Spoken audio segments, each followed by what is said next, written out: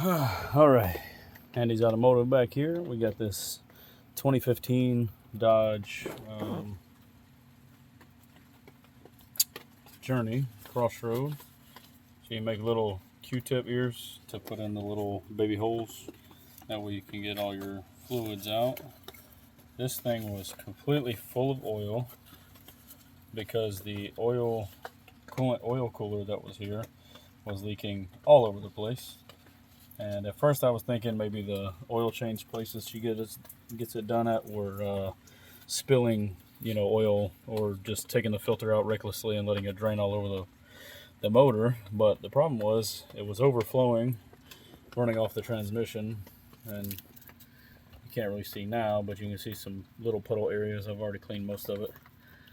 But yeah, we're also going to change these mounts. You can see that they are broken. Right, they are. Already started lifting that one, so it's hard to see. Let's see. That one shot out. You can see it's broke right in half. Completely severed. So that's one way the oil is getting out of there, out of the center, is that it's jerking the engine so hard because the mounts are just destroyed. Anyway, so we got a brand new oil cooler. We got the those are your knock sensors, by the way, if you ever need to know that. And here's your harness that goes there. These are completely submerged in oil, so I had to clean them out really well, and sprayed them with brake cleaner first, and then with mass airflow cleaner after that. Used a whole lot of foaming degreaser to get all, man, it was bad. I wanted to do before and after, but I had to get it started. New gaskets on the upper and lower manifold. Obviously I cleaned both of those out really well because they were disgusting. The injectors had gunk all around them. The valves had gunk all around them. This is my final step phase. I bought a 50-pack roll of microfiber towels. I like microfiber because even if it leaves a couple fibers behind, it won't be like a chunk of paper towel if it rips and I don't see it. But I can pull these out easy. They're all dry. But prior to this, while doing all the cleaning, I was using paper towels, thick paper towels stuffed in each one, and that way whatever missed, the lower spots or splashed up, it didn't go in the manifold. Or I'm sorry, it didn't go into the head. It went just around and absorbed into the paper towels. Anyway, we're replacing that mount down there. The exhaust gasket that was leaking very badly.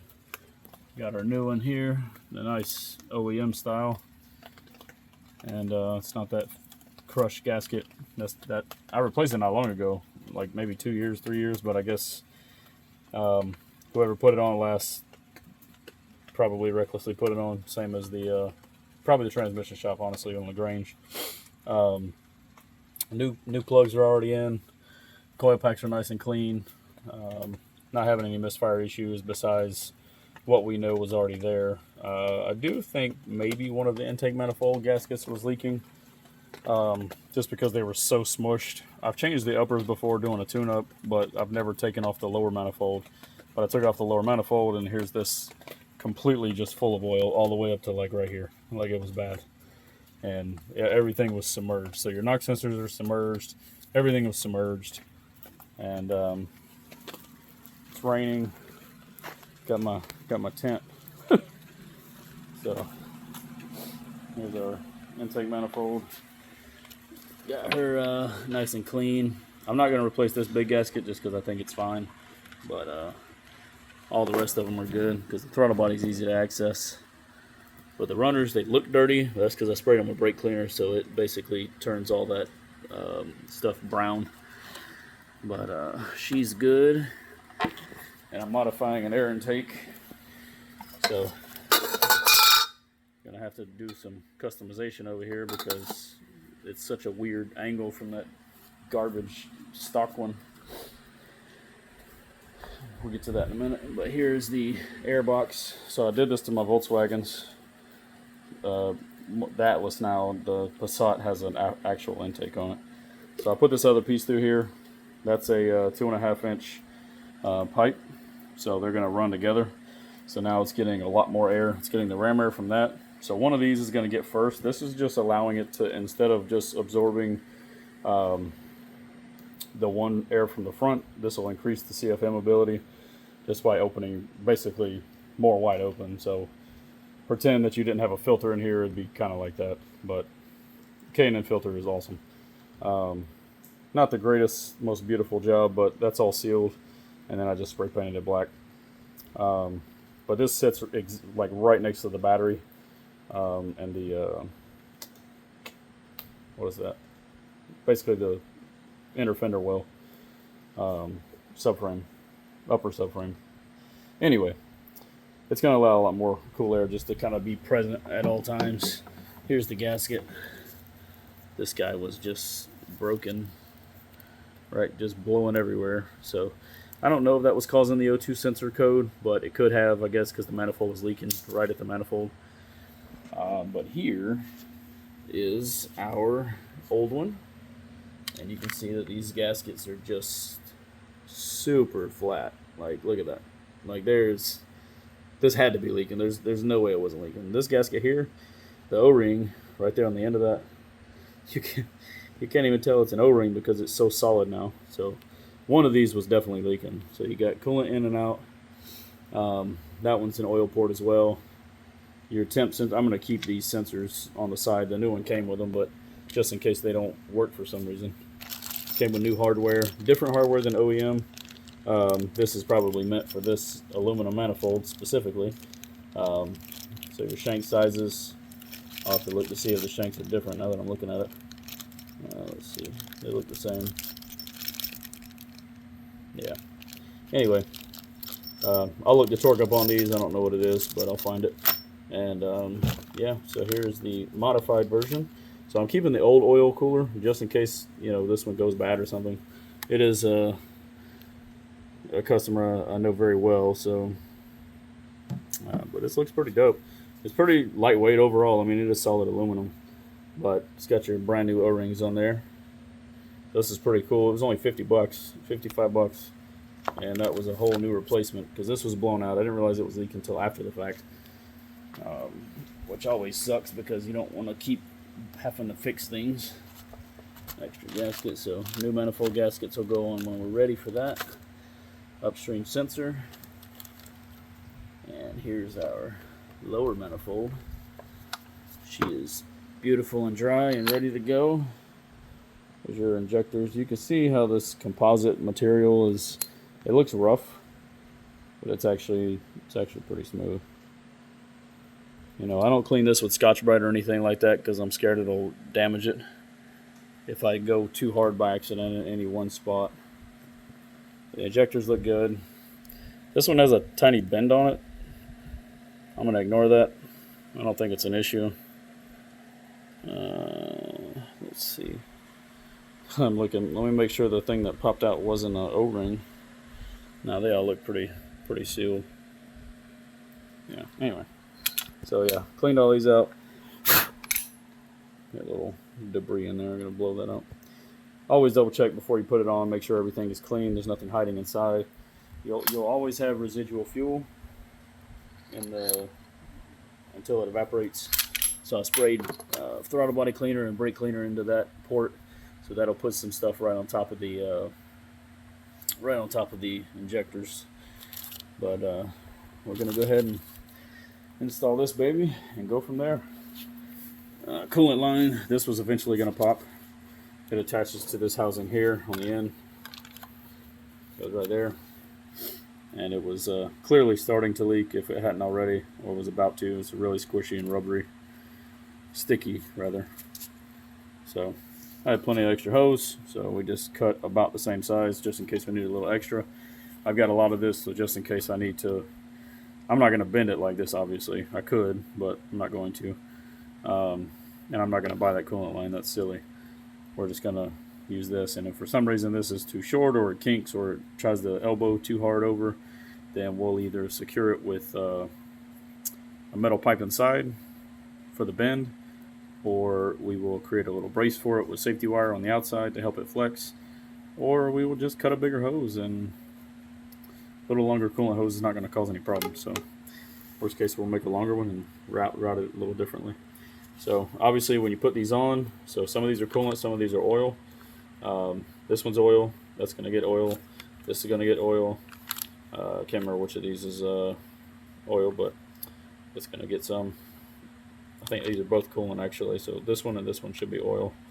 And then these two are, let me see. Yeah, those two are, top two here, where my finger is.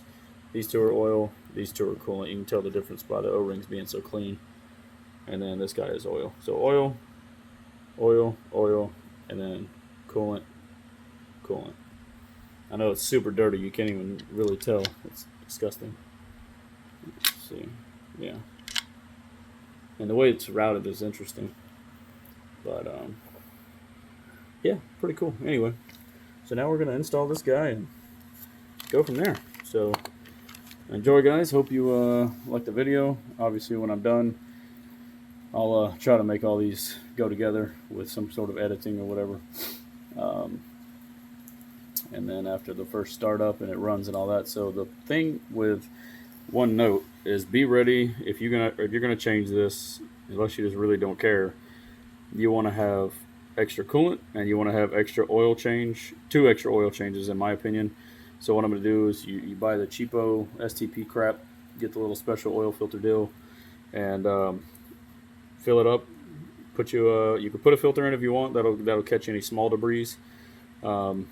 If you have an old one, well, I probably don't use the old one. Just buy another one. It's only $10. Anyway, excuse me. When you're changing this actually came with a filter also, so I'm going to use that for the first oil change, and then obviously change it out for either the STP or the STP Gold, one of the two. I've got both. So the filter that's in here will be the test dummy, and it's going to get thrown away. I'll crank it up. I'll put the 5 quarts of 520 and then 1 quart of good old, where are we at? I got transmission fluid around here somewhere. There it is. Just regular multi-purpose ATF. This is going to go in with the first oil. Why, you ask? Well, it's an old school trick that helps clean any carbon deposits, or sludge rather, out of the oil. It'll help pick up any debris and move them through the system. Transmission fluid is a really, really good cleaner, if you didn't know that. If you ever have a lot of grease on your hands, it's just really, really thick and you just can't get it off. Little basic ATF, clean ATF, not used of course, that can help get that deep grease out of there, and then come behind it with some Gojo or whatever. This is my favorite cleaner. I use this to clean. I use it to like spray on the valves or whatever, put it in a little spray bottle. But otherwise, just put it in the gas tank and go from there. I'll do, if I get the big one, this is 21 ounces. I'll do half bottle in one car, half in the other. But for this vehicle, I'm going to put the whole thing, just because Dodge Journeys are pieces of garbage, and it already had the fuel. I had to take the fuel tank down, repair the evap line, so there's no telling what kind of debris got in the fuel tank there. So this will help kind of extra clean all that, and putting premium gas on top of that. No regular for a while. And yeah, so all the mounts and everything will really change how this car drives, because if you floor it, you're looking at blowing the engine straight out of the hood, just because it's literally jumping that bad. So I don't know the condition of the rear lower mount because I haven't got onto the car yet, but you can see all 3 of the other ones. The top right mount is not really that bad, but the other one is. Yeah, the transmission mount and the other one are just completely broke. So it's raining. Stopped raining for a moment, but yeah, we got a lot going on. Yeah, so let's see if it's gonna fit in here without fighting me. Put my bolts down. O-rings are all still there, so it's gonna sit like that. So let's see if she'll sit in there. One moment. Yes, beautiful. Look at that. So obviously, before you put this on, if you did what I did and you unplugged the knock sensors and everything else under the sun, this is just test fitting to make sure it actually goes. like it's supposed to. And that actually went down in that hole really easily. Oh, it's still sitting up. Okay, so yeah, I gotta lube the O-ring so it'll sit down. Yeah, definitely lube all your O-rings. Don't be silly. We're gonna put our coolant hose here. Both sensors are still plugged in, so I'm gonna connect the coolant hose before I actually mount this. Well, I'm gonna at least put it on and put a clamp on one side. But yeah, don't forget to plug in your knock sensors. This is what it looks like. So that's oil, coolant, oil, and that's what we got here. So, all right, that's all for now. I'm try to get this on, get these manifolds back on, and then I'm gonna hit the sack. Hope y'all are enjoying so far, and I will attempt to make a good video of this. So, 2015 Dodge Journey Crossroad, just fixing everything.